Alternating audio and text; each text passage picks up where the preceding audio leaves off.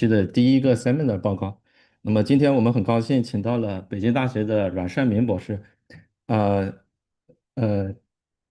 呃要么我就先简单介绍一下，阮教授应该是叫，呃他也是从我们理论物理所毕业当然是硕士毕业，然后后面去了滑铁卢大学和那个 PI 一块进行的那个研究，后面他再是去了那个京都大学，做博士后，然后再接下来是去了布鲁塞尔自由大学做博士后。那么他是今年刚刚入职北京大学。那么他的研究领域是黑洞物理、全息对偶还有量子引力。那么今天他带给我们的报告是 Universal Time Evolution of Holographic and Quantum Complexity。那么行，好的，大家欢迎。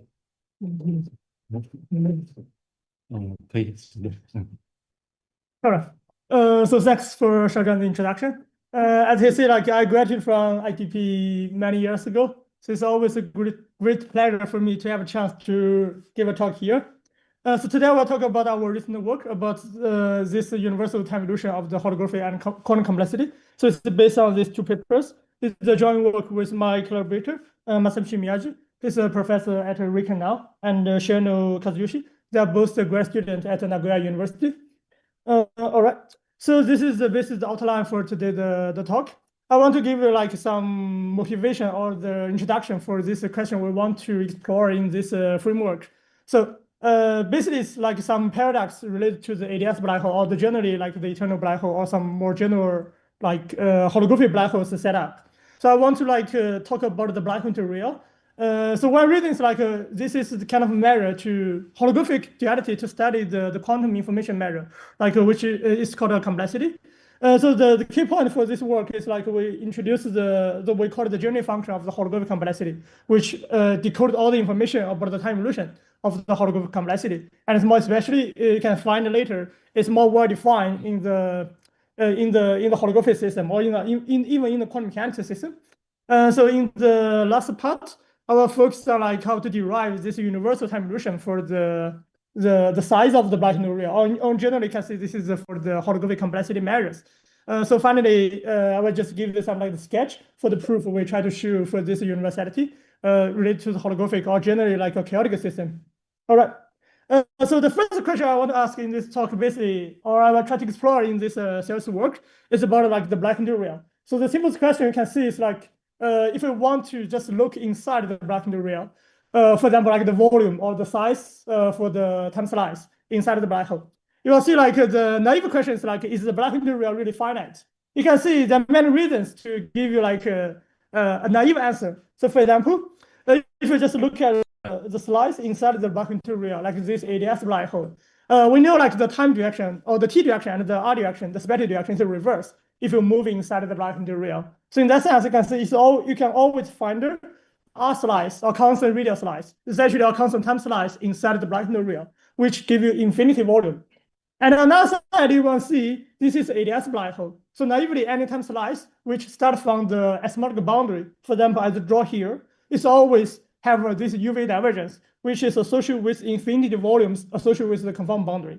But now we can see the really question we want to explore is about the geometry inside the black hole real. So let's first, we try to remove, we can just regularize or kind of like perform holographic randomization to remove the UV divergence associated with this conformal boundary. And then we can just consider this a finite black hole real and try to ask, is this black hole real really finite? And then later we will see inside of this classical spacetime, as I draw here for the Ponce diagram, so it's just the semi-classical result, give you like the naive infinity answer. But later we'll find if we include quantum corrections, so it's been go beyond this classical Ponce diagram, we will see the situation for this black hole real, even for infinity different measures. All right. But before we jump into this size paradox, I want to give you like another kind of like warm-up. And this is one of the most well-known problems in the quantum gravity. So this is the black hole information paradox. And if you know, like over the last 5 or 6 years, there are a lot of progress along this direction. So for example, like the quantum experiment island, like Euclidean wormhole.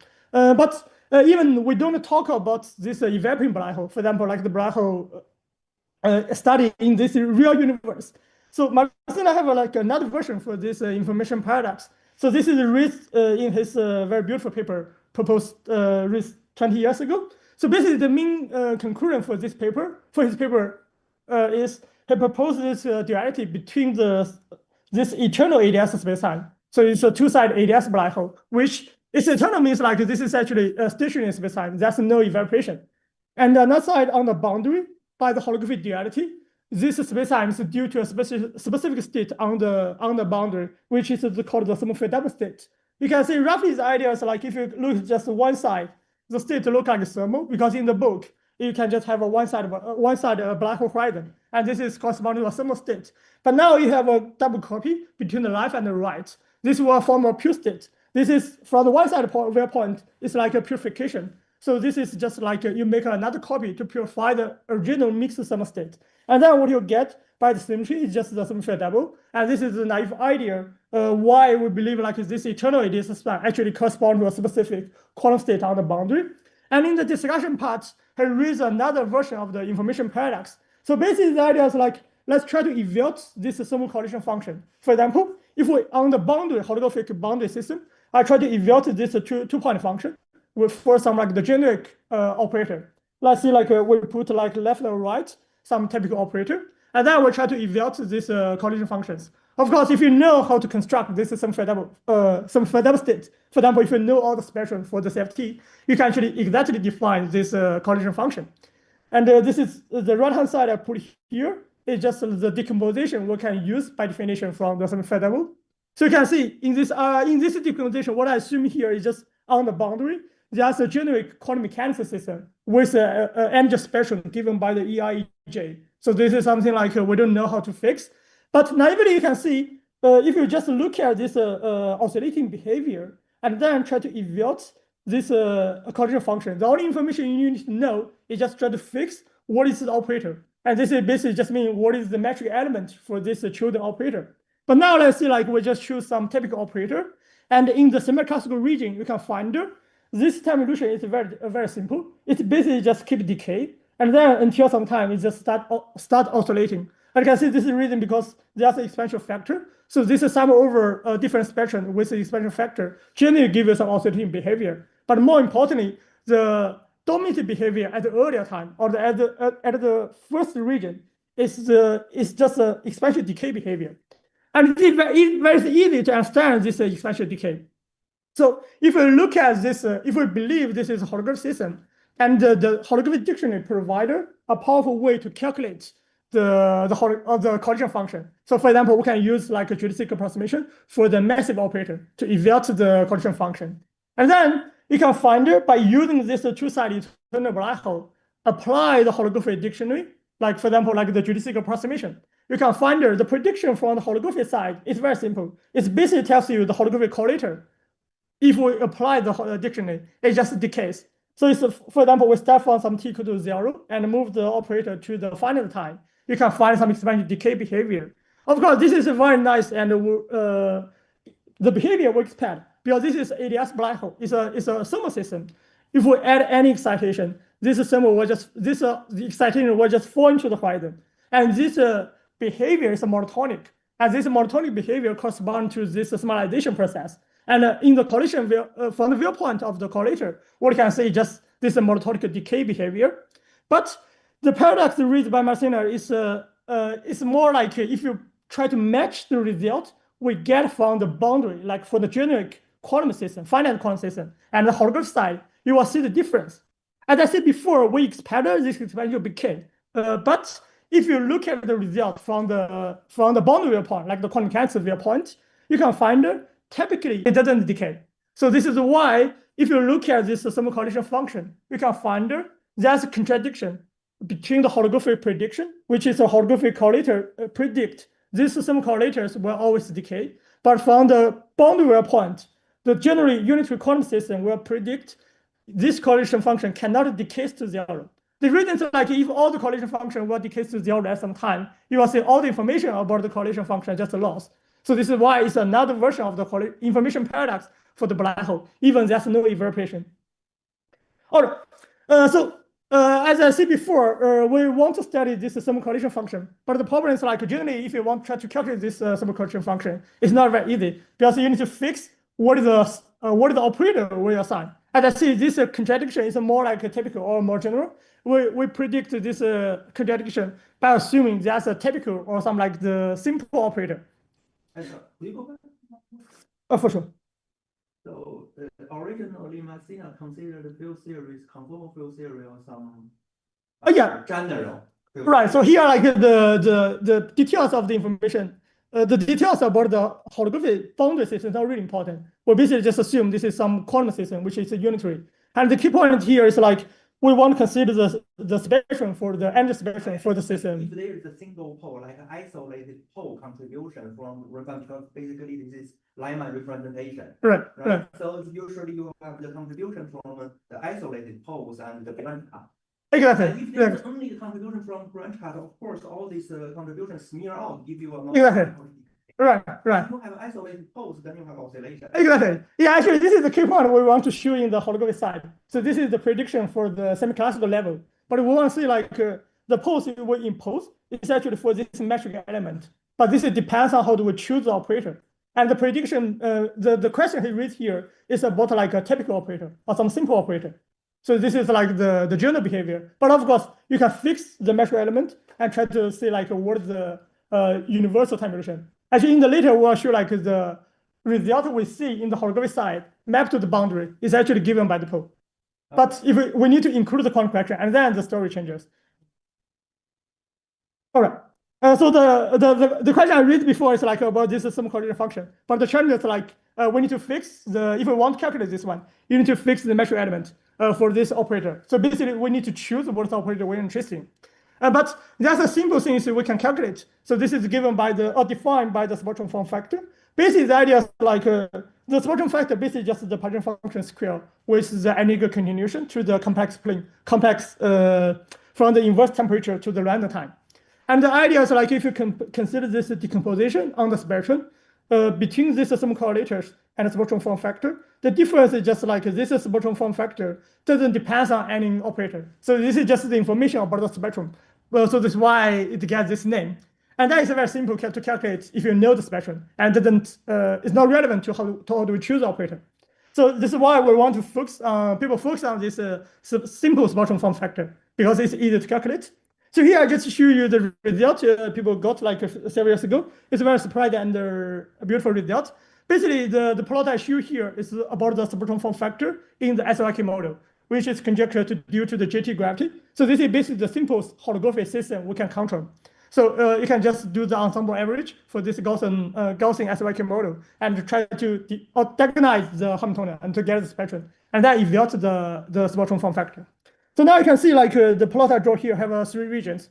So in the earlier time, this is just the slope, as I said before. It's also the prediction from the holography. This is spectrum form factor, very similar. It's basically similar. It's just a simple example for the semi-correlator. It's decays. This corresponds to the summarization process. And then you can see like this red curve, oscillating curve here is the example we get from one ensemble. So basically we fix the coupling for the SYK. But you can see this is not like some very smooth curve because it's just particular ensemble. This is like decay behavior will stop or transit to some like the oscillating increasing behavior, as you can see here. Finally, this oscillating behavior will move to some kind of like a plateau. So this is just like, this red curve is just like one particular ensemble, which is not like so interesting. So we want to study the holographic system, which are like for the gravity side. So then you can see like the result we expect for the gravity, like the GT gravity, it's given by the ensemble average result. So after we take this Gaussian ensemble average for the spectrum form factor, you can find this curve for the spectrum factor will become very simple. It's just this black curve. It's like the slope and just a linear ramp. So this linear region is called the ramp. And finally, it's a richer constant. So this is called the plateau. So this is actually the result we can expect for the, so this is the result we get for the ensemble average result for the SYK. If you believe this duality between the SYK and the GT gravity, so this means we'll also expect in the holographic side, this spectrum form factor also produce this typical behavior, which presents the slope, ramp, and plateau in the gravity side. All right. So this is basically solve the paradox kind of a paradox like Martina raised before about the sum correlator. You can also do the similar thing if you fix, for example, some simple operator in this SYK and do the similar calculation for the ensemble average sum correlator. You also find like typically the behavior is similar to the subtrone form factor. So as a summary, you can see the solution to this paradox is very simple. So basically because we know like if we want to see this late time behavior, like the, I forgot to mention one thing. So one thing is like in this transition time here, for example, all the Plato time here is given by e to the s naught, or it's like e to the total dimension of the Hare space. So you really need to push the time to be very large time, which is compared to the total size of the Hare space. And then you can see the solution is like after we include this late time behavior, which is sensitive to the quantum correction, we can find the sum correlators or even like the subtrone form factor didn't decay forever. This is just the earlier time behavior. And finally, after we include the quantum correction, this typical behavior for this subtrone form factor or sum correlator will present also the ramp and the plateau. So this is the typical structure we expect for this quantum holographic system. Or generally, this is result sensitive to this random match universality. So this is actually fixed if we choose like in the SYK model, like the plot I showed before, it's given by the GOE ensemble. So basically, if you just pick up some random metric, which is belong to this Gaussian unitary ensemble class, you can find the typical behavior for the subtrone form factor will also present this universal structure, which is the slope, ramp, and plateau. And this kind of solve the paradox I mentioned before. So it's like the result we get from the holographic side is only corresponding to the earlier time result. It didn't capture the late time. So this is why it didn't match the prediction from the boundary holographic system or the boundary quantum mechanics system. All right. So this is basically just the typical time illusion we expect for this simple operator or the typical operator we choose on the holographic side or on the boundary side. And you can see the important thing is like, if we just consider the classical mechanics, we just consider classical spacetime, we actually assume if you just pick up a single point diagram, this is corresponding to what we call the classical limit.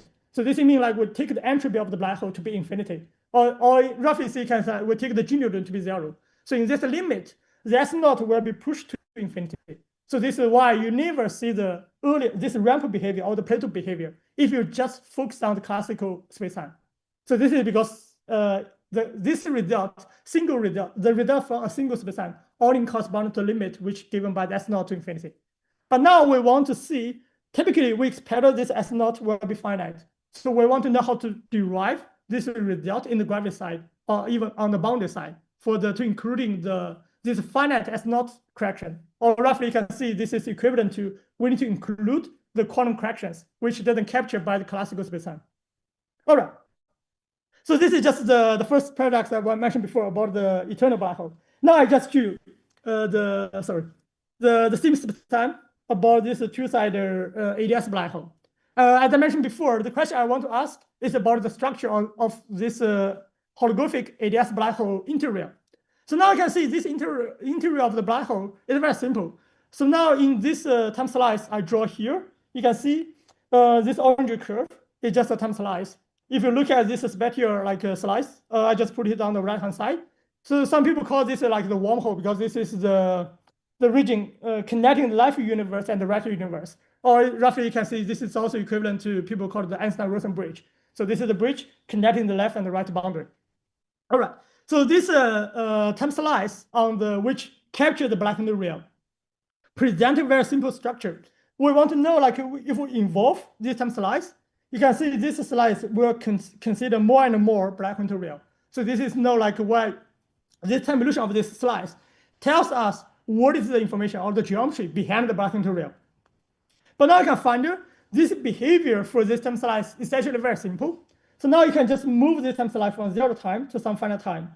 Finally, you can see this interior beside the two horizon. How this is the region corresponding to the black interior will be longer and longer. So this is why this classical result imply the geometry or the size, the volume behind the black interior is actually very large. And the more interesting thing is like if you try to calculate this increasing, it basically tells you like at the infinite time, if you push the boundary time to be very large. Inside this black interior, you'll get like a very large or almost like infinity if you push the T to infinity.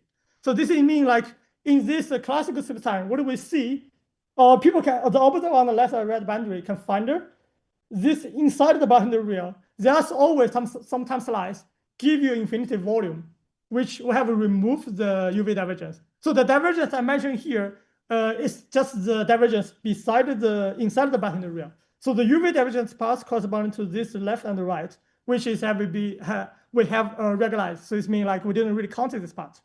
So the simple structure here is like, if we just try to calculate this volume of, for example, the time slice, the geodesic length connecting left and right, you can find this volume or the size of the boundary real. It's very simple. It's basically just almost linearly grows with the left and the right boundary time. So this is why if you just move the time to be infinity, you basically just get infinity. And this inside or this linear growth actually just corresponding to the region beside the inside the boundary real. So this is why it's also very interesting. So this is the geometry. So this linear growth is actually tell us what is the geometry inside the boundary real. And then another side is like, if we try to understand this linear growth, in some sense it's possible by using, for example, holographic intermittent entropy. But the point here is like, if you want to understand this linear growth until from 0 time to infinity time, the intermittent entropy cannot take this role. The reason is like the intermittent entropy will be summarized at a very earlier time, and then it just reaches to the constants. It doesn't capture this infinity linear growth. So if we want to understand this linear growth, this infinity late time linear growth, we need some like new measures. For example, like so this is basically the point Lenny Susskind proposed. The intermittent entropy is not enough to capture or to understand this linear growth inside the ADS boundary real. So basically, it's just conjecture like if you want to get this understand this linear growth, there's another measure which is called the complexity. So roughly speaking, the complexity is just the what is the cost if we just, for example, fix the left and the right bound state. The complexity just means like what is the cost? Like if you prepare the quantum circuit to prepare this the state, and the minimum number of the gate we use, or minimum number of the costs associated with the quantum circuit is the complexity. And then basic conjecture, this volume for this time slice, the maximum volume for this time slice will correspond to due to the holographic complexity on the boundary. So this is like the conjecture Lenny proposed. And also there are several other proposals about this holographic complexity. But we can see the reason why he reads this conjecture is like if we try to evaluate this maximum volume, it's presented very simple linear growth behavior. And on another side, if you just try to calculate or like the complexity for the boundary system, especially for the holographic boundary system, like the chaotic system, you can find at a very large time region, this complexity for the quantum complexity for the boundary system is also very simple. It's roughly just linear growth, and then reach to a constant because we are generally assume the system we consider on the boundary side. On the holographic side, it's just a finite. And the reason is this is just like, this plot I draw here is the time evolution for the complexity for the generic chaotic system or the holographic system. But this is just like the naive conjecture. But the good thing is like people have proved this by using like the random matrix for the qubit. So in this simple chaotic system, we can find you can exactly show the complexity, the circuit complexity for this random systems will present this long-term linear growth until like the total dimension of the here space.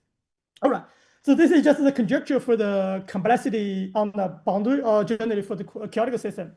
But why this is like another paradox I want to mention about the ADS black hole. So the reason is like, if you believe this conjecture, holographic conjecture, which the volume of the black hole real capture the complexity on the boundary, or in some sense, that's kind of like a similar duality between the black hole real and the complexity measures. You can find the good things like this linear growth of the wormhole size, which this black hole real is actually equivalent to or somehow similar to what we see for the complexity, this linear growth. But as I mentioned before, if we just try to consider any finite system works better, it's a very naive expectation. Like there's always, if the system is a finite, there's always some states which give you the maximum complexity because you can explore all the finite headspace and try to see like what is the complexity for each other. So finally, you can see typically it works better if the system we consider is a chaotic system and it's finite. The complexity measure for the boundary for this quantum mechanics system cannot go to infinity. It's always a certainty at some time. But from this classical spacetime I draw here, the volume doesn't give you this classical behavior, give you this saturation behavior. So if you just look at the wormhole size, this complexity of the wormhole size, holographic complexity, will grow from 0 time to infinity. So this means the black hole interior or the wormhole size actually is infinity. So which is contradicted with this prediction for the finite quantum complexity on the boundary. But as I mentioned before, like for the information paradox, this is basically the same reason. The result we get here from this single Prince diagram is just a classical behavior, which corresponds to we push the S0 to infinity. Or roughly you can see for finite S0, this result only corresponds to the result we get for the earlier time region, which doesn't capture the time moved to the total dimension of the Hell space. All right. So in what sense that you're talking about the finite, right? So you're talking about the finite degree of freedom, or the finite spectral, or the finite dimension of the Hilbert space? Yeah, but this is the same thing. Like for example, in the gravity side, the entropy is the black hole entropy is the S0, like the S black hole. And roughly we believe like this entropy is the dimension, because the black hole entropy is the fine grain. The black hole entropy is the coarse grain entropy. So basically it's captured the total dimension of the Hell space.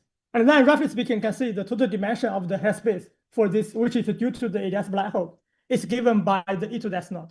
So at this order. So this is why if we consider the black hole entropy is finite, so this means we want to consider in the quantum gravity side, the total dimension of the Hell space in the quantum gravity is finite. And this also implies the spectrum we consider should be finite. Okay, so you're talking about finite degree of freedom of the quantum system. Yeah, it's not the degree of freedom, it's the dimension of the Hell space. I mean, like the total dimension of the Hell space we consider in the holographic map should be finite. It's roughly equivalent to the e to the S0. So this is the definition we expect for the black hole entropy. So this is why like the black hole entropy is the measure for the total dimension of the Hell space. So it doesn't matter whether the boundary theory is discrete, continuous, field set. Oh no, so yeah, so sorry. The S0 doesn't tell you like this information, but we expect the holographic system we consider, which is due to like for example this two-sided black hole, should be a finite and discrete system. This is a very important thing, yeah. Yeah, but you can say roughly if we just consider safety is continuous, but this is because the safety is not exactly the for example like the free safety, it's not exactly the holographic duality for the gravity we consider. But we just imagine that's some final, for example, in the string theory, is that some like the precise duality between the boundary and the book, and we expect this holographic system or the Hell space should be like a discrete and also finite. Yeah, you can see later like the discreteness is also very important to determine the late time behavior or the quantum corrections. Is there any other question? Okay. So basically, I just give like some long introduction about the paradox for the same black hole, like the eternal ADS black hole. So as I said before, like this paradox is actually strongly correlated to each other. For example, the simplest way to evaluate the thermal correlator I mentioned before in the holographic side is what we call the judicial approximation. So this is like if we just assume the boundary operator we insert have a very large dimension, for example, like a very massive operator, and then in this limit, this holographic prediction tells us this thermal correlation function were just given by the judicial length connecting the left and the right. And then you can find if we use this judicial approximation to calculate the holographic correlator, you can find these correlators will decay, or exponentially decay, which will be exactly equivalent to see like this judicial length connecting left and right universe will be like linear growth.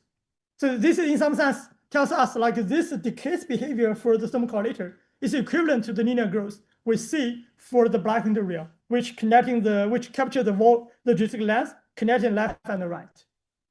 All right, so this is mean like the information we see in the classical side is actually between the information paradox or the wormhole paradox. It's almost the same. And we know like now the solution to solve this information paradox is we need to include the quantum correction for the finite S0. And this also implies in the another side for the wormhole size, if we want to see the match between the holographic system and the gravity system and the boundary system, we also need to know how to include the quantum correction for the wormhole size, which for the fixed S0, finite S0. All right.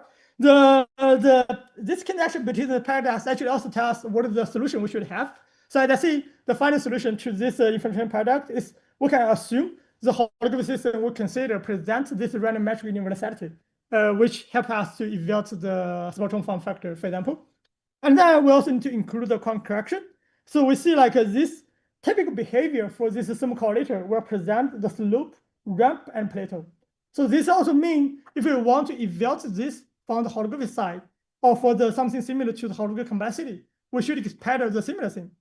So roughly, so you can see the idea is like, in order to solve this wormhole paradox, instead of considering just the volume of the geodesic length itself, the key point we want to raise here is like the first lessons we learn from this connection between the two paradoxes is instead of considering just the length or the volume itself, it's useful to just consider this expansion factor. So this is because the expansion of the length corresponds to some like the 2-point function we evaluated before. And we know this 2-point function typically presents the slope, ramp, and plateau structure.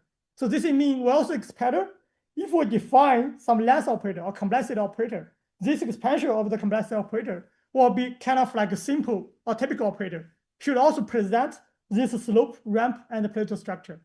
And then this is basically the result we know like how to solve the paradox. Of course, this is the first thing I want to show, like this journey function typically for the complexity or for the black interior typically presents this slope, ramp, and plateau structure. But the interesting thing is like we want to just, if we want to ask what the expectation value for this volume inside the black interior or for this geodesic length connecting left and right, you can see this journey function encode all the information about this expression value. But this expression value should be derived by taking the alpha to 0 limit. And this alpha to 0 limit will break what I see before, this is a typical operator. So in this special limit, you can find the evolution for the complexity or for this black interior or black hole volume will be very simple. It's just present the linear growth and reach to the plateau. And the reason I will just show you later. All right. So this is basically just the outline or the conclusion we have for this holographic complexity for any like holographic system. And as it, yeah, I will talk about this definition later. So basically now I just say like there's some measure which correspond to the black interior, and then I will try to like, for example, like the geodesic length connecting left and right, or the volume connecting left and right, and then expansionize it to make it like similar to some simple operator. So we expect it's a function of. Yeah, exactly. So we move the because it depends on the boundary condition of the left and right boundary. I think loosely speaking, this is defined as path integral. Yes, right. Is the integral for. Yeah, exactly. Yeah, the point like we don't know how to do the path integral in the gravity side, but then what we take is like if we assume random metric universality, it helps us to fix this integral. Yeah, but like I will show you later, this event could be exactly transferred in terms of like the Euclidean path integral, and they just insert the operator and do the path integral. All right.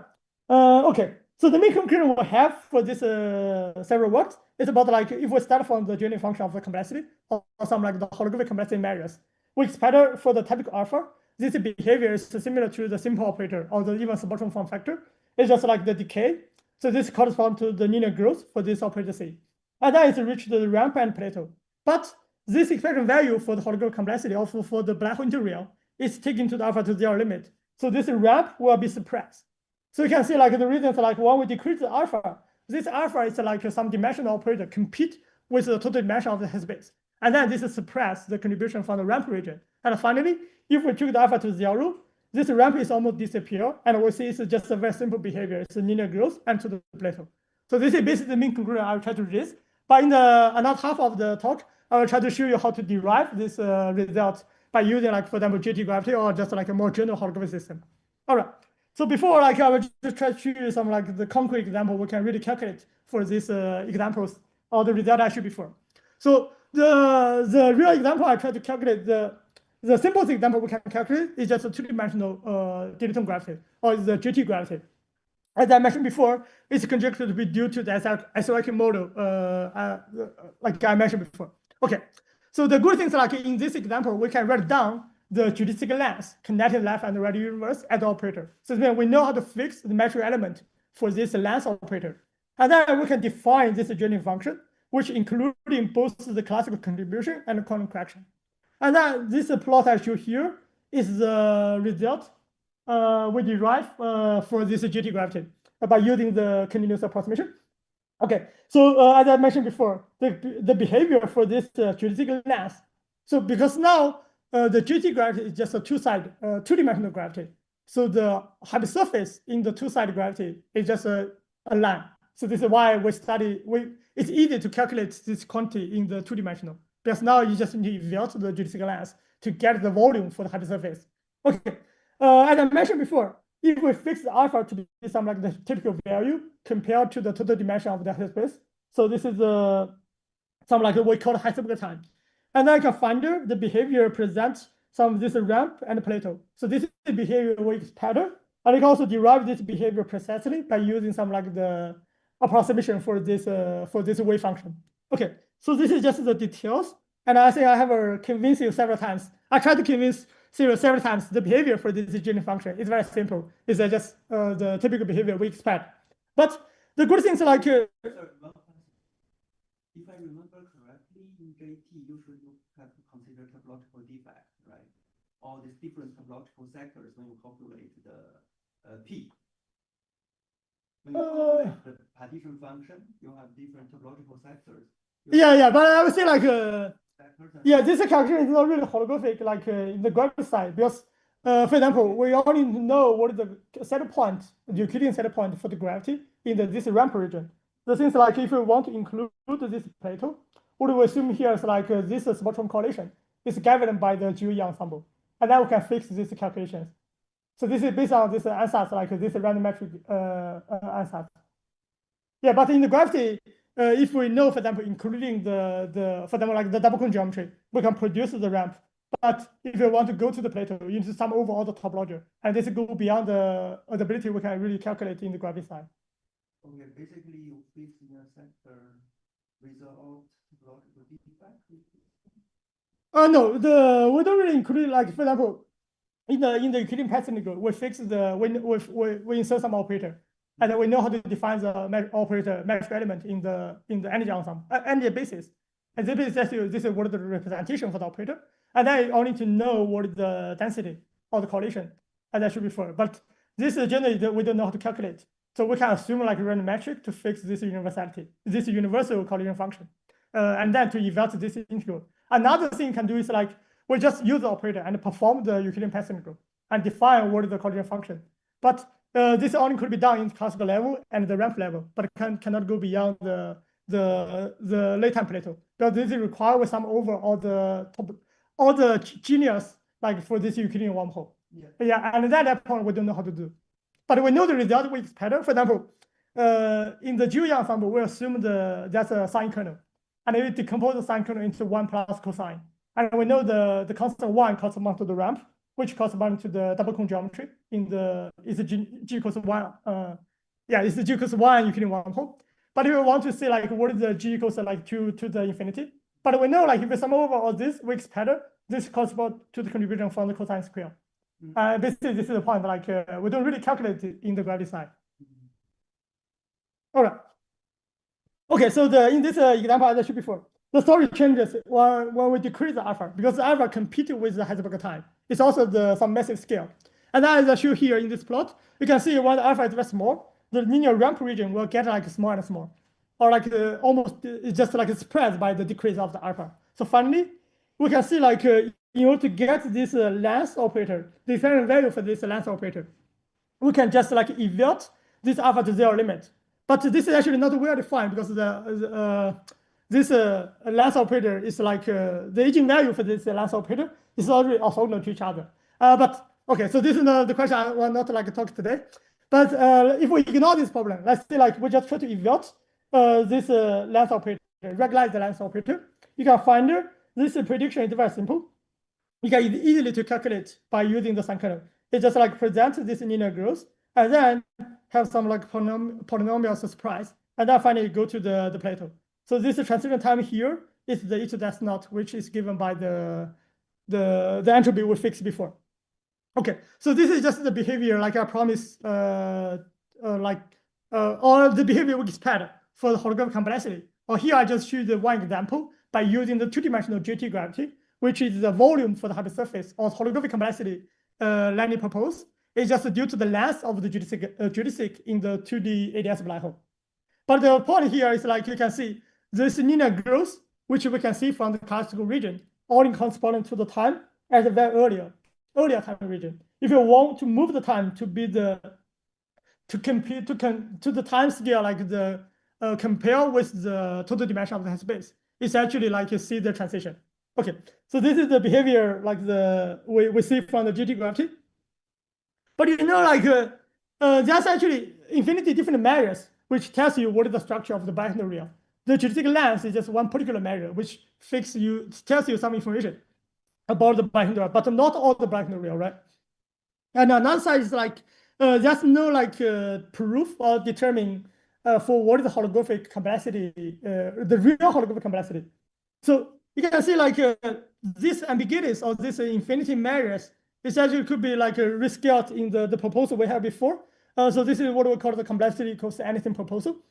So this is the joint work with my supervisor and also Berlin Severus and Severus several years ago. So basically the idea is like on the boundary side, the complexity is not like some determined measure, like not like the interentropy. So it depends on how do we assign the cost to the gate when we prepare the quantum circuit. And in the gravity side, it's also mean like it's not like we don't expect there's a single quantity capture the complexity of the boundary, because the complexity basically is just kind of like a very rough measure for the boundary system.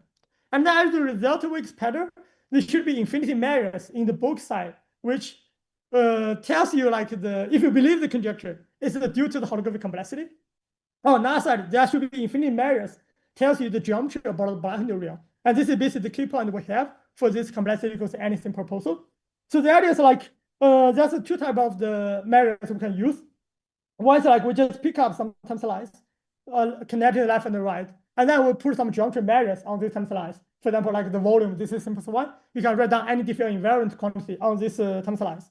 And this is like measures, infinity measures along this codimension time slice. Very similar to the time illusion will be also similar to the volume, like the geodesic length we see before.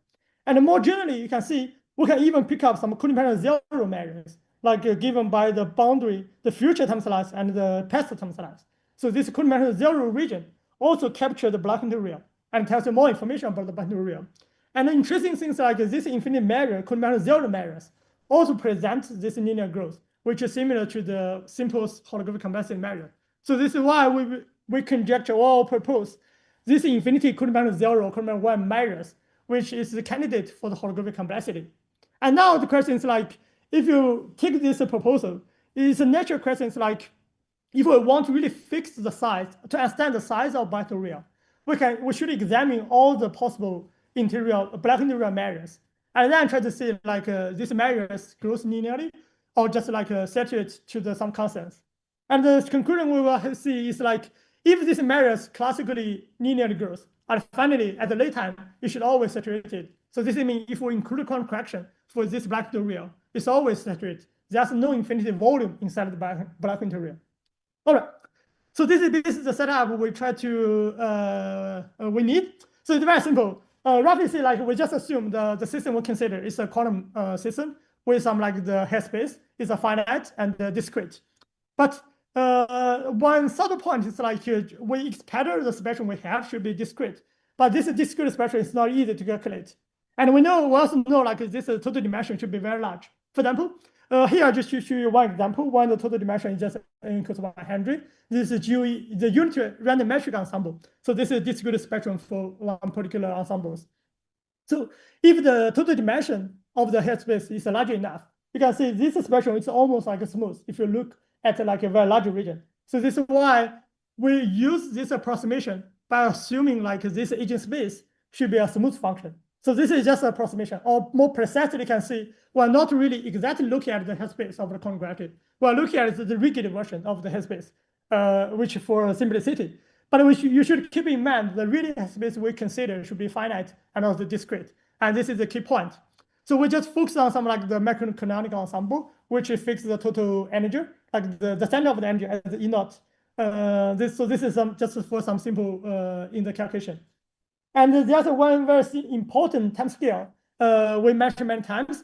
So this is given by all the so-called Heisenberg time scale. So this is defined as the inverse of the mean energy space, level spacing. So roughly speaking, you can see this is basically just equivalent to the e to the s0 times the density of the state for the continuous spectrum. So this is a time scale. Later I will show like this linear goes to the plateau, as also like the plot I showed before for the GT gravity. I also use this time scale. So the important thing here is like this time scale capture the total dimension of that space. So this is why it's very useful. And we also know like if we want to, if we consider classical limit by taking the G Newton to 0 or take S0 to infinity, this scale will be pushed to infinity. So anything you relate to this finite TH will not appear if you take S0 to infinity. All right.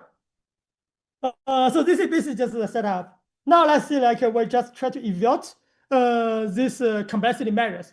As I mentioned before, there are infinity measures for this complexity along this time slice.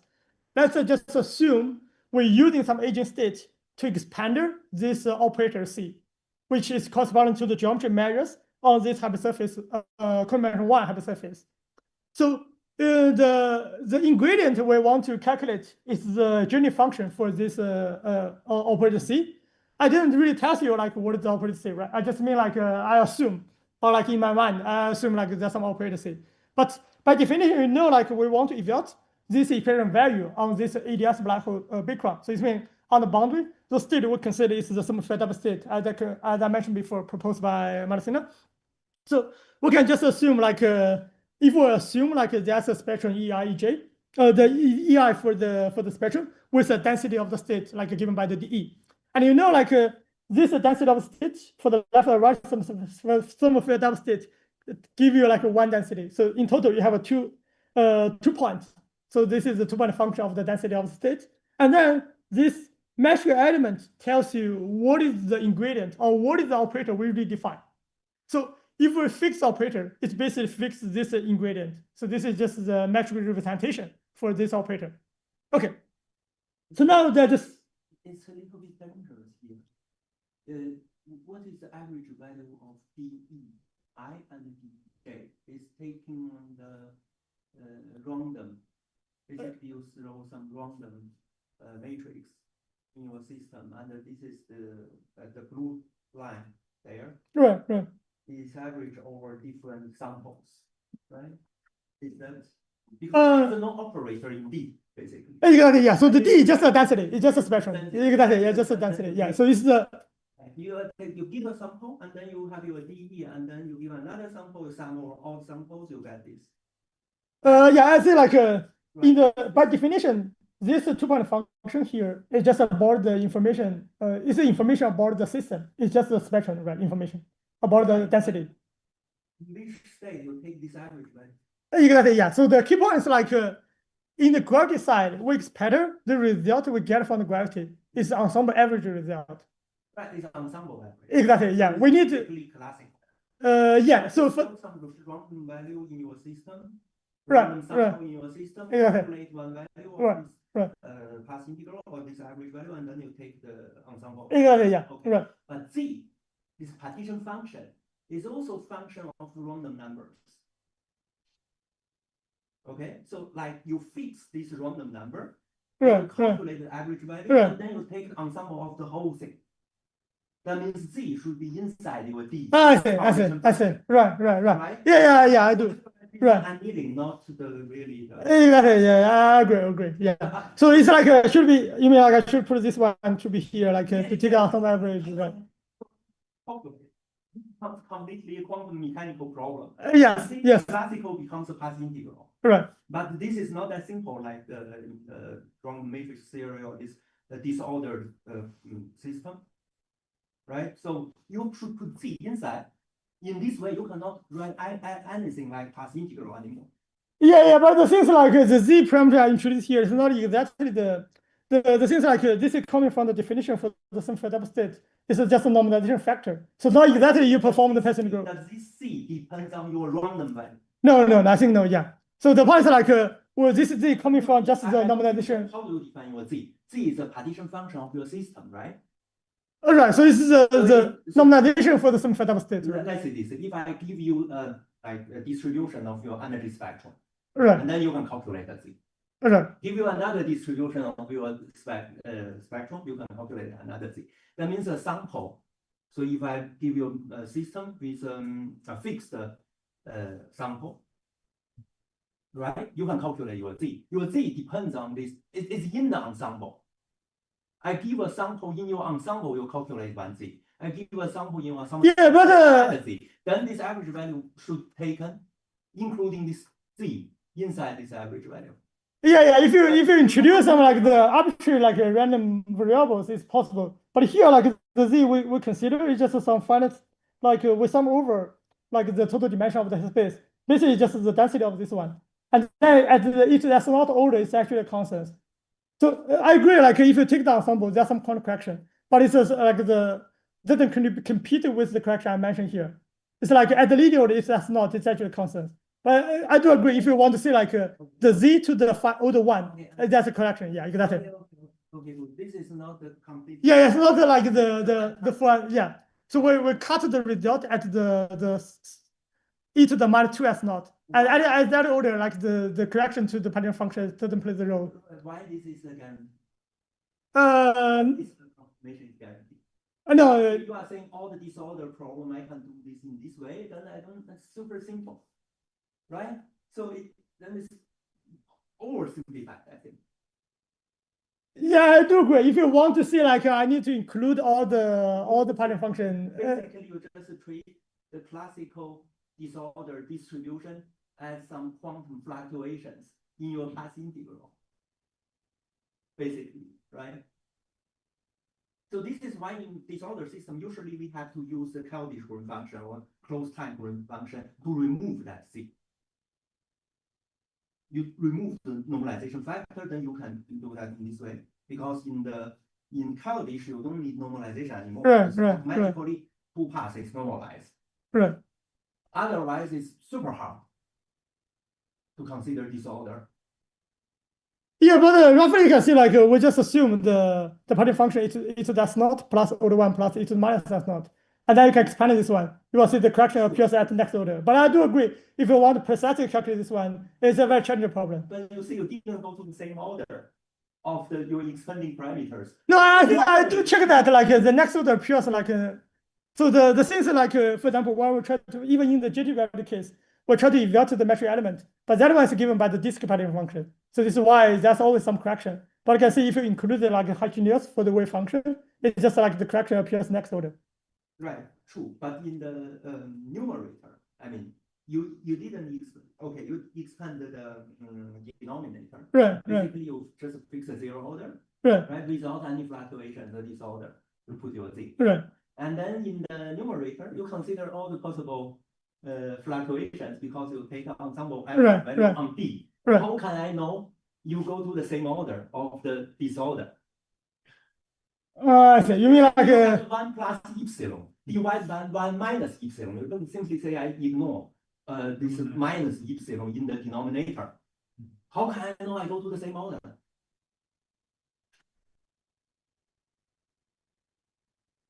No, if you like see, if you want to compare the result with the precise, with like the average with including the normalization. Yeah, we don't know how to do that. Yeah. But you can say like if you see I first normalize it and take some like the z as a correction with the S0 plus correction, and then this is reduced to you first like fix there some z including function, and then perform the third expansion. Right. So this is what yeah. The question like we cannot guarantee this two results give you the same result. I do agree. Yeah, this is a good point, right? Yeah. But what I mentioned is just like if you do the later one, you just take the z as a constant with including some epsilon, and then you perform the third expansion. Yeah. This is just mean this is next order correction. Yeah. But this is not guarantee equivalent to like you do down some average at the first step. Right. Yeah, I do agree with this point. Yeah. So this is why we can do the calculation simply. Right. Yeah, but as you say, I cannot promise this will be equivalent to the precise result, but do the average like at the first step. Okay, yeah. Maybe it's very similar to the self-averaging nonsense, which is a typical behavior when you have some large n domains. Right, but it should be proof. Yeah, it's just like people expect it could be right. I agree. Yeah. Okay, so this is the hole in the argument, but we can say like this is why we can simply do the calculation. It's like by these approximations. Okay, so the ingredient I want to see like in this calculation, we only need information about the density by using like the spectrum of the spectrum collision function, and on our side is about the operator. So as I say, like if we assume this is some like the random metric universality, you can just fix the density, for example, like the GOE for this two-point function. When the ER is close enough, or the close, this is just given by this three terms, which expanded by the for the larger n or the larger is that's not. And this is the so-called sine kernel. And more generally, we just assume like the system we consider is a chaotic system, which have some like the disconnected contribution, like this one. So this is corresponding to the classical result we see like in the, for example, like the G equals to 0 result, like the 0 at the leading result. And then there are some point corrections, which including like the homogeneous contribution.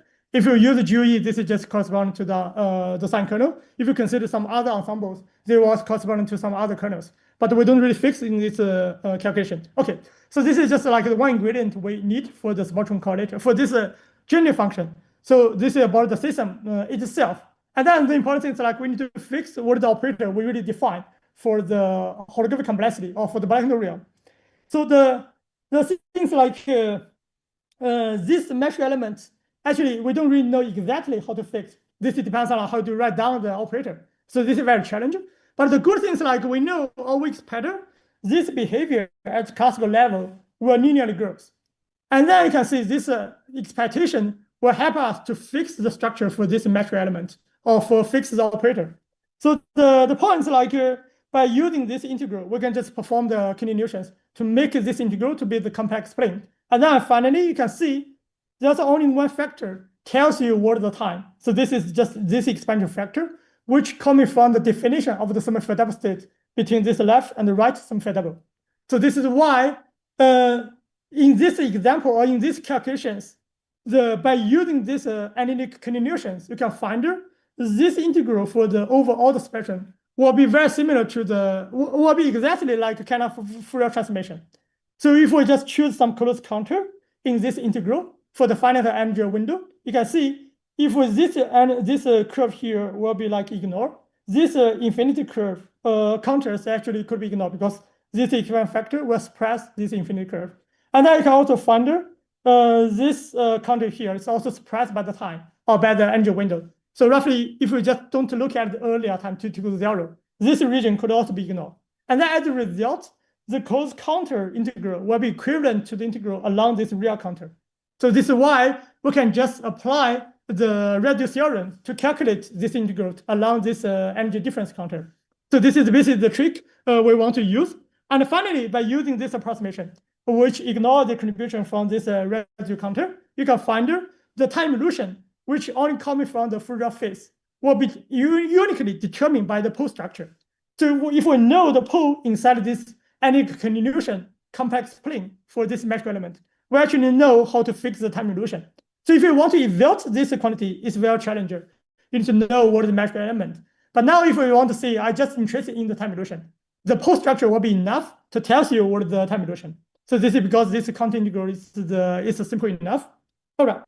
And then the good thing is like, if we pattern this classical behavior for this general function or for the operator C should present the linear growth.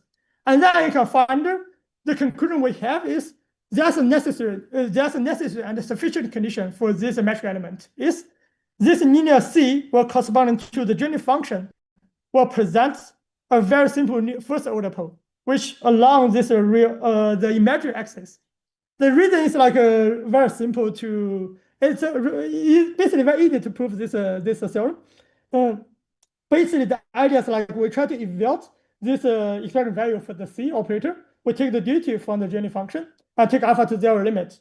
And we know there's only one pole structure could produce the linear growth in this alpha to 0 limit, which corresponds to pole structure I wrote here. And then you want to see this is also the sufficient condition. And then the idea is basically we just assume that's infinity other type of a pole. And then we can find no matter what other type of pole you can impose, this other type of pole cannot produce the linear growth. So this is close the conclusion we have for the linear growth or for the pole structure. If you want to see the operator C present the linear growth, the pole structure actually should be fixed to be the one I showed you before. All right, so this is just the classical behavior we have. As I mentioned before, the linear growth is just the linear growth is just the classical result for the infinity S0. Sorry. But we want to see, like, if we want to include the quantum correction for the finite S0, what is the contribution we have? So this pole structure doesn't depend on S0, it's just the operator for the C. So this S0 dependence coming from the density of state. And we know the average for this two-point function also have the quantum corrections which coming from the kernels. So roughly we just assume the spectrum, the average two-point function presents this simple structure with some like the CD kernel plus the diagonal part. All right. So the result will be also the proof is also very similar. So in this calculation, by using the pole structure we have found before, because this is the only one could produce the linear growth. And then in the two-point function, we include the quantum corrections from this extra kernels. So as I mentioned before, the key point is just this convolution should be fixed by the pole structure. So we know. We also know like this pole structure I mentioned before present the linear growth. But you know, like if we pattern after we include quantum correction, this linear growth should disappear. So we should pattern the derivative for this operator C should be like to 0. But the first conclusion I raised before is the pole structure give you the linear growth. But why the simple structure just become a constant? So the only thing you can find here is just the coefficients in front of this linear growth or in front of this general function. And we know the only way to make this linear growth doesn't contribute is just make the prefactor go to 0. So if you want to see that's a plateau. So as a result, you can see if we expect this linear growth finally will disappear or go to the plateau after we include quantum correction. This is equivalent to see this pole structure, this residue for these kernels or the seed kernels at the EIJ to 0, at the pole structure, at the pole will be equivalent to 0. And then the key point is like this pole, the alpha to 0 limit imply the pole will be raised to an EIJ to 0. Basically, it's EI equals EJ. So this means the residue for these kernels will be equivalent to 0 at EI equals EJ. So it means if you put the 2 points to be coincidence, the density to see the 2 points will be 0. And this is actually exactly equivalent to the property we call the level repulsion for the quantum system. So if you try to move the two points close enough, it's repel to each other. And then in this simple example, or in the continuous limit, it will be just reduced to these examples. The limit for these kernels reduced to 0. So it means like on another side, you can see you can reverse the argument. If we expect there's a constant plateau, this is equivalent to see the system present the level repulsion or present this limit. And then this level repulsion is actually a signature for the quantum chaos. As a conclusion we can find the plateau we expect for the linear after the late time will be the signature or be the property of the quantum chaos. Of course, there's some contradiction between like, do you really believe the quantum chaos is given by the level repulsion? But yeah, I don't mention this challenge problem. Basically, we want to say it's like if the system presents level repulsion, which typically quantum chaotic system have this property, we expect this linear growth will disappear, and all the complexity measures I defined before will reach the plateau. Okay, so this is basically just the conclusion I want to show you about this infinity measures I mentioned before. Because we expect this holographic measures will present the linear growth. So this tells us we should fix the pole structure. This is unique or the sufficient necessary condition to tell us there's a linear growth. And moreover, if we expect this linear growth after some late time evolution will go to the plateau, or the linear growth will suppress. And then we expect the system should present a level repulsion. We can also reverse the conclusion. Okay, so this is basically the conclusion we have for the infinity measures I defined before. Because I just fixed the pole structure, you can also write down any infinity operators which give you the same pole structure. So this is just for the codimension-one case for the time slice. I also mentioned before, like there's infinity codimension-zero measures, like the action or some other things. Okay, so how about this codimension-zero case? As I promised before, we should also have the simple conclusion. The idea is also very simple. The key point is like this is codimension-zero. So the geometry function we wrote down in the codimension-zero region is always closed. It's also like the closed form if there's no singularity inside this codimension-zero region. And then by the integral by parts, you can always push this codimension-zero measure to the boundary. So equivalent you can see because this is codimension-zero. So these measures will be equivalent to some boundary measures, which evaluate on the future time slice and the past time slice. So as a result, these codimension measures will be equivalent to we put some measure on the time slice, on the future, and the boundary. And then finally, you can just decompose this measure on the both sigma plus and sigma minus on the future and the past. And then as a result, we try to evaluate these 2-point function for the C plus minus together. And then this corresponds to, we take the average for this 2 points, for this 2 operator, and insert like identity, expand this operator expansion value. You can see the difference is just like there's 2 metric elements inside this decomposition. And more importantly, we introduce like a 3-point function because there's 2 operators on the future and the boundary. And then this is spectral 2-point function after the average also present a very simple or universal structure if you take the zoom into the region EI to Aj. So I just show you one example. For example, the first term is always like this 3-point function factorized to each other, corresponds to the classical result. And then there's corner corrections, which correspond to kinetic result. You can see I can first connected all the 1 to 3 point, or just connecting the 2 to the 3, or 1 to the 3, or 2 to the 1. Okay, and then the good thing is like this decomposition, if you like try to map to the gravity side, actually correspond to the Euclidean wormhole we considered. So if you try to prepare this path integral for this operator, you can have the boundaries future slice and the boundary slice. And then this is in order to include corner correction, we can consider different Euclidean wormholes. For example, like the bra state to the operator, or the bra to the cat, or the cat state to the operator. And all these corner corrections actually correspond to the contribution or the supporting function I mentioned before. So this is just kind of one-to-one correspondence. But I should say, like, we don't know how to exactly calculate this in the Euclidean path integral, in gravity Euclidean path integral. But we just know that this decomposition should be the same. I just something here because you in the previous slide, you have already written everything pretty explicitly. So that means in Z, I can also do the similar extension like here. And then does some term just cancel with others? Finally, you only get some connected part. You mean for partition function? Yes, because partition function, I don't know, maybe in partition function, you only take the classical term, right? If you just take like, for example, one partition function, the result will be classical. The point if you take like the n partition function, the result will be similar. For example, if you take the Z to the 3, they will be similar to like you take the 3 density and do the average. Right. And that's a connected one contributions. Like for example, if you take the partition function on the left and the right, if you got like the Z1, Z2, like this average, there will be something similar to this. So corresponding to the contribution you have for the row 1, row 2 to the C. Yeah, because this is just you sum over the density. Right. But what I'm saying is related to my previous question. So I mean here, as I said before, you also agree that this is a approximation, right? Oh, right. This Z should be inside. But if I don't do this approximation, I can extend my Z classical quantum and consider all the. Yeah, the thing is like if you just evaluate Z, you just get the average because the Z just the sum over the D, right? So if it's just a single point, you do the average, it's equivalent to the approximate by the classical value. Let's say this if I take my alpha to be 0. Yeah, that one is special, right? I take my T to be 0. Okay, time is 0. Alpha is 0. Then this is 1. Right.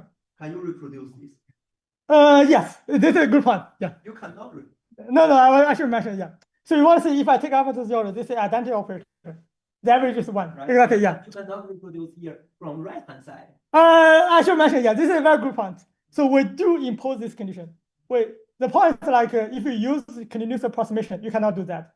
So the point is like we regularize this result to guarantee that this alpha to 0 will be like, for example, e to the alpha very small will be 1 precisely plus some alpha correction term. And then we need to perform regularization. Yeah, this is the crucial point, but because the detail I cannot mention. Because if you take the average, it actually give you like infinity like a basis. You cannot get it exactly 1. But this is because like this not exactly discrete spectrum, so the nomination doesn't match. But we do like do it by hand to make it regularize to make it to be 1. And this actually give you the physical result. Otherwise, you will see like there are some cancellations. But I will believe that's not physical. Because you can see like if the first term is divergence, you times some infinitesimal small, you get some final result. Yeah, so we do impose this one to guarantee the alpha to 0 precisely reproduce 1. But this is some technical we wrote in the appendix. Yeah, it's associated with like the spectrum we consider is really discrete. And then you know, like in this case, the nomination should match. So this is why, by definition, it should be 1. Yeah, but this naive integral doesn't take this. Yeah, cannot produce this. Yeah. All right. Okay, so basically this is just the same result, like the same technology. You just use the 3-point function and then do the average. We also assume random metric, or we know like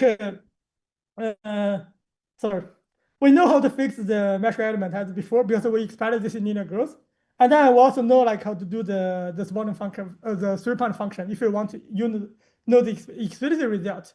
But now if we want to say like we just assume like there's some like the post structure I mentioned before because I want to see the linear growth, and then the conclusion will be the same. If you use the 3-point function, disconnect the 3-point function, you see the classical result is linear growth with the same post structure. And then because if we assume the endpoint function present the level repulsion by taking like e2 to 0, or sorry, you take any 2 points to be the same, you see that 3-point function will be vanished. So this is the level repulsion for the 3-point function. Okay, so by using this property, you can see the linear growth also go to the plateau. So this is the same calculations we can do for the any codimension-zero case. All right, so let's just back to the final question, or the first question I read before. Is the black real really finite? Here I just show you like one or infinity different measures, like along this hypersurface or along this codimension-zero region, which capture the structure of black real.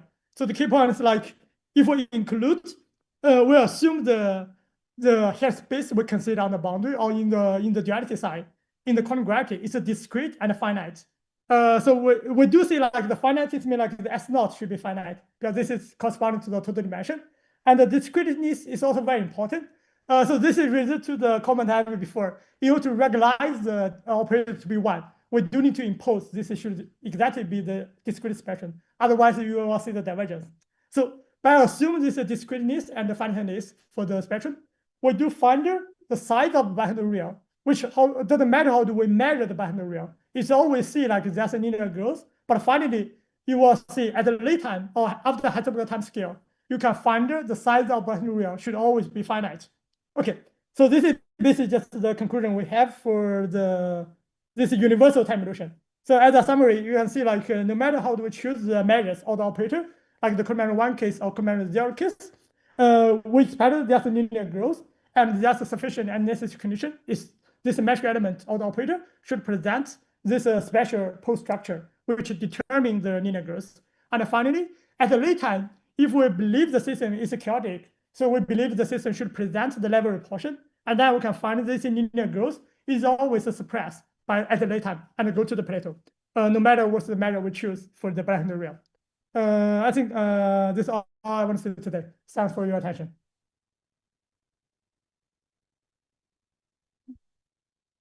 So what is the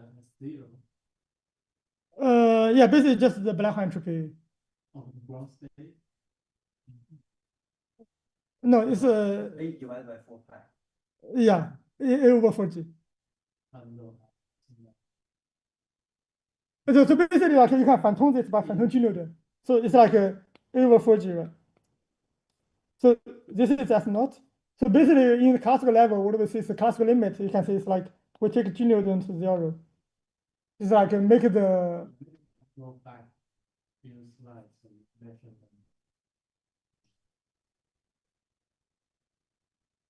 Yeah, but in the calculation, this is just the input at the total dimension. You fix the total dimension to be to that's not. So that's why you can see, like, for example, in the density of the state, that's a prefactor, it's that's not.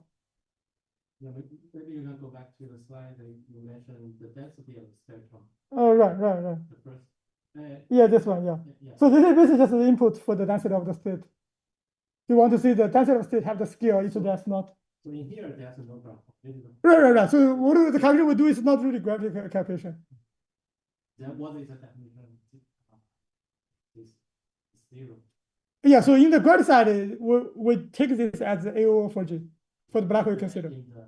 In the quantum mechanics side, we take this as the input to see this is the total dimension of the headspace. Yeah. It's basically like the density of state have the scale. You want to see like, yeah, it's just the scale for the density of state. I think this part is nothing to do with gravity. Right. Just to give you a spectrum. Yeah, the gravity is like we expect the measure, the operator we define from gravity. So this is why we fix the post structure to fix the time dilution. So this E0 is the average energy. E0 is the center of the spectrum we consider, but you can make it arbitrary. Any spectrum spacing. So which you mean E0 is the average of the. Oh no, it's like we take, for example, in this case, you pick up some center and you take some like the canonic mechanical canal ensemble, and this should be large enough to include the many state. Otherwise, you cannot apply the continuous approximation. My question is E0 the average energy for each spacing for the total space? No, we don't average E0. We just fix the E0 to be like some ensemble, because this is more like the classical value. Oh. Yeah, we don't average the E0. Yeah. So there's one case you can do the average. It's like you fix the different E0 and do the average. But what we do is just like more like the SYK case. You average the coupling. But yeah, you can also average the ensemble. Yeah, it's another calculation. I mean, like you can take E0 to be random and do the average. So this is like another type of ensemble average. And another question is that all the examples you are mentioning is eternal black hole, right? So for the evaporating black hole, you still have this inconsistency, right? I know. So the things like the eternal black hole is like determine the state we evaluate for the operator. It should be some double. But if you know, like for example, if you interest in some other exciting state, you can do the similar calculation. If you know the dictionary between the spacetime and the bounded state, the holographic state. But here, this is just a simple example, right? We take the sum double. You can also insert some operator to this excited state.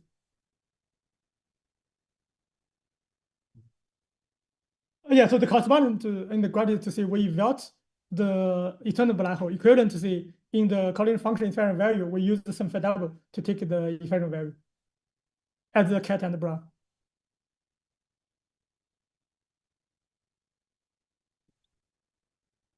There's something I didn't follow. Could you go to next slide? Okay, I have my correlation function, this dE of this dE. And then next step, you say there's a okay, you change the Right. So it's like yeah. Whole structure of what? Of the average value? I know. So the pole is like we input for the operator. So the average is actually the system, right? You cannot determine. Yeah. That's just this average. Yeah, just the operator. Yeah. Right. Operator. Right. But this is an intuition without proof. Oh no. We as I say, like the things like you can see, like if I do this pole, right? This is linear growth. So this is but you don't even know what it is C. Right. So this is not important. Yeah, this is why, because we're only interested in the time dilution. So we only need to know the pole structure. Otherwise, you need to tell us what is the operator C for infinity C, right? But the things like this time dilution not sensitive to these details of the operator. That's true, but how can you know that this is only the function? Yeah. So the good thing is like yeah. So the good thing is like this is both necessary and sufficient condition. So the necessary mean like if you just insert this pole, you see the linear growth, right? And the sufficient mean like if you insert any other type of pole or some of other type of pole, you never see the linear growth. So this is why if you expand the classical, because we still want to connect the holography, right? We expand that linear growth, and then we can fix that because this is a sufficient and necessary condition. Good. Then that means you have already a condition, you impose average value linear growth, and then you can. Exactly, yeah. Because we still want to study the holography problem. Yeah. And okay, next thing is just a suggestion. So I think it's better to reproduce everything using Hellish. The reason is very simple. If you go back to your condition, you fix your Z, right? Right. You fix that value to be 1. If you go back to the place, you just throw. Maybe next, here is also okay. You are saying basically, if I take my alpha to be 0, Right. and my t to be 0, okay, even t is not 0, this thing should be 1. Yeah, should be exactly 1, right? For any t, yeah, just have to there should be 1. Right. You impose this condition. Oh no. We recognize the sum over. This is basically like this is just the if we do the sum over, that's a diagonal part, right? We should treat the diagonal part separately. So the problem is like in this calculation, if you take alpha to 0, you will meet some delta function times the delta. It's already well defined, give you infinity. But this is just mean like you sum over the diagonal part. Right. And we recognize this part to make it to be 1. So okay, I'm saying basically still this is I'm struggling with this. This z is not inside the average. I do agree, yeah, but This thing should be fixed. Otherwise, you see, you calculate this guy, it's the same like you do. It's still you treat the still like you treat the classical ensemble as a constant. I just say the z coming from like this is some for w have a 1 was equal to z, right? Right, but you And it wants to like I need to do average for this is equal to z. right. Yeah. Well, we don't know. Yeah, we don't do that. We just basically see like at the leading order, this is z will given by the average for the single side, and it's proposition by the average result. Yeah. I know. Yeah, but I agree. Like if you want to say I use this example, I should say like this should be like a density here, and then I do this kind of density. That's- Right. that's- But I don't know how to do that. Yeah. I'm telling you that if you treat everything using Cauchy-Schwarz function, this d will vanish. You do Right. it in a closed. It's a normalized, so you don't need to this normalized factor. You don't need Right, normalization right. because you have 2 times. Right. 2 times go back for that. This d will cancel. And in that way, you don't care the denominator. Maybe you can do something to produce reverse result. I don't know. I see. You just need to consider the denominator and numerator. Sorry. You still have this nice property because d is not a function of time. Right. Yeah. So the keyboard is just the time only comes from this expansion factor given by the sum factor. So this is why it's a simple. But then you have to consider maybe 4 integrals. Yeah. So this is, but I guess like it's integral probably is easy to track. Like right. If you do the average for this like the numerator with the denominator, it's more challenging. Sorry. I was wrong. I think I'm maybe wrong. So basically, you have to consider 4Ds, correlation function of 4Ds. Right? Because you have to expand the. Yeah. So basically, it's another copy to remove the z, right? Yeah. Right, So, right. You can get the analytical result for average value of 4Ds, and then that would be simple to be reduced. yeah, the 40 case I do. Yeah, I only evaluated the 2 point, 3 point. Yeah. So, yeah, but yeah, it's a good point. Yeah.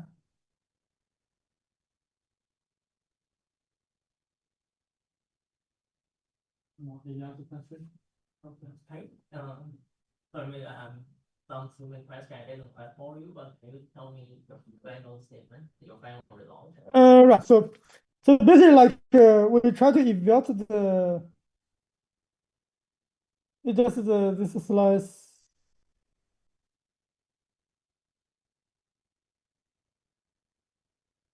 All right.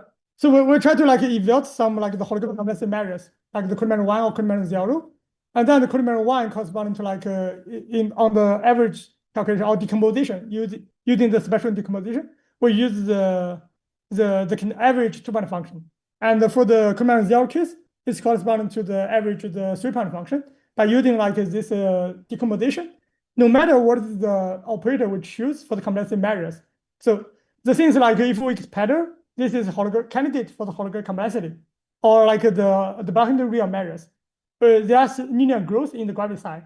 And then this is linear growth on the decomposition corresponding to the metric element for the unit function should present the unique pole structure, because this is sufficient and necessary condition for the linear growth. And then this is just the classical behavior. If you want to include the quantum correction by including the contribution from collision functions, the spectral collision functions, you can see if we pattern that's plateau, this condition equivalent to state this system presented the level repulsion, which is the signature for the quantum chaos. So basically just two parts. One part is about the classical behavior. One part is about the latent behavior, which including quantum corrections. So the classical one is more like the operator we choose, like it's basically the pole structure. The quantum one is like about the system should be chaotic, the quantum chaos system. Maybe I even don't know what you mean by observable operator here. So from your previous discussion, I only see the definition of the density of the state. Oh, yeah, but if you decompose this one, right? What is the observable? The observable is a function of the density of. Yeah. Basically, no matter what operator you choose, right? I just see this is operator, and then this is a metric element. I decompose this one as a. This is just the representation on the spectrum, right? What is the operator is a function of the energy, and I say in that. Oh no, it's just some operator. But it's the left and the right is the cat and the bra, right? You got the independent value for the operator, the single metric element. If you know how to fix all the metric elements, you do know how to define the operator. It's a metric, right? But now I don't know how to do that. I just tell you, like, even we don't know, the good point is like the time illusion only comes from this factor. And this tells us the time illusion is determined by the pole structure. So this is why if we pattern, that's a linear growth. I do fix the pole structure for this metric element, even we don't know how to write down the metric. Oh, the operator, yeah. So basically what I mean operator is just the metric representation in this basis.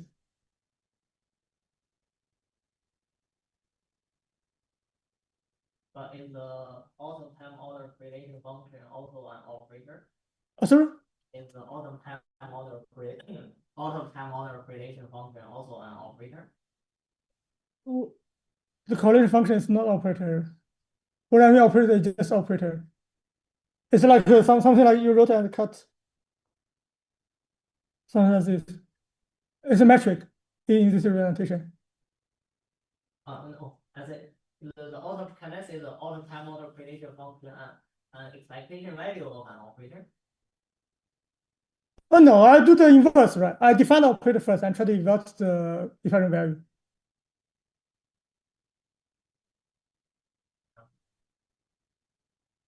Yeah, so we're interested in the observer. What do I call observer? Just efficient values.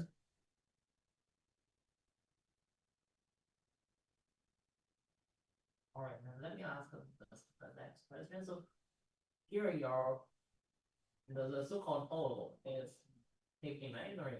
Is some imaginary quantities or some real quantities? Sorry. The pole, the so-called pole here. Yeah, the point is like we do the angle continuation to get to, so you can see like maybe I ignore the details. You can see like this sorry, maybe it's too messy. Yeah, this integral, for example, this one define on this real axis, right? But I just perform the continuation because that's it's just a trick. And then I expanded this real axis value to the complex plane. And then what I define is the pole inside this complex plane. Because I choose the counter in this way, so I'm only interested in the pole inside. But because this is real, so you know, if this is a pole here, you should also have a pole here. So I do impose the reality for the for this apparent value. Because the operator is actually real. So in hydrodynamics or in the hydro system or in any particle physics, when I say I have a pole, I always think that I have some excitations, I have some active pole.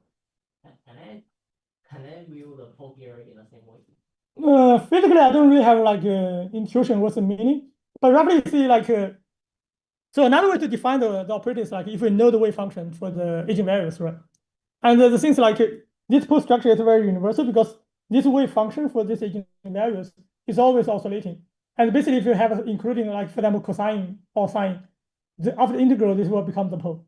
But if you want to see some excitation, I don't really have an intuition. So from my viewpoint, it's more like the wave function for the eigenvalues of the operator or the Wittgenstein state of the operator is oscillating. What's the relation between the pole structure and the structure of my spectral? The pole structure. No, the pole is about the operator. It's not relevant to the spectrum. But we define the operator by using the energy basis. So it means the operator I define is a metric in this basis. So I need to know what is the metric element. So this is like the EIJ. It's just a quantum mechanics. All right, so your pole is in terms of an operator, not in terms of my spectral. Yeah. So the pole is about the operator, the inherent value of the operator. I say like if you, for example, fix the metric element of the operator and then do the continuation, you will see the pole. But the pole is along the EIJ plane. So like the EI minus EJ. We change the variable once.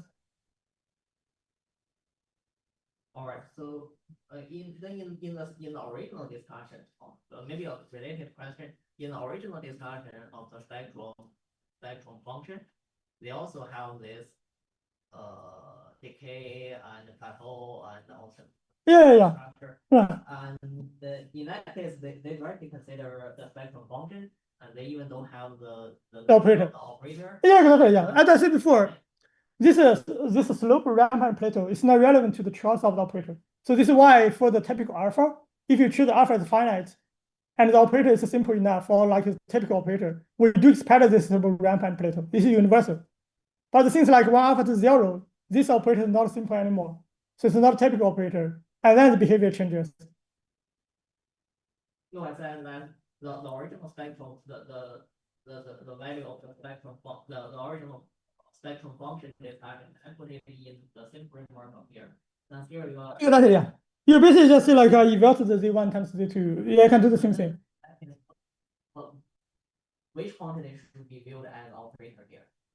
Yeah, you basically just identity you insert there. You don't need the pole structure. It's always a decay. But you said that the decay comes from. Sorry. What I see is the linear growth coming from. So it's the alpha to 0. If you want to see the decay, it's very easy. You basically see like no matter what operator I choose, even there's no operator, it's always a decay. So this is different.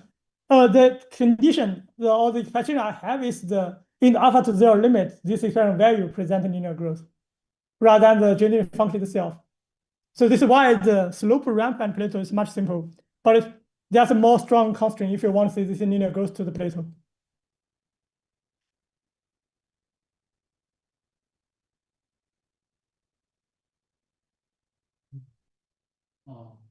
If there's no more questions, let's just Professor Ruan again.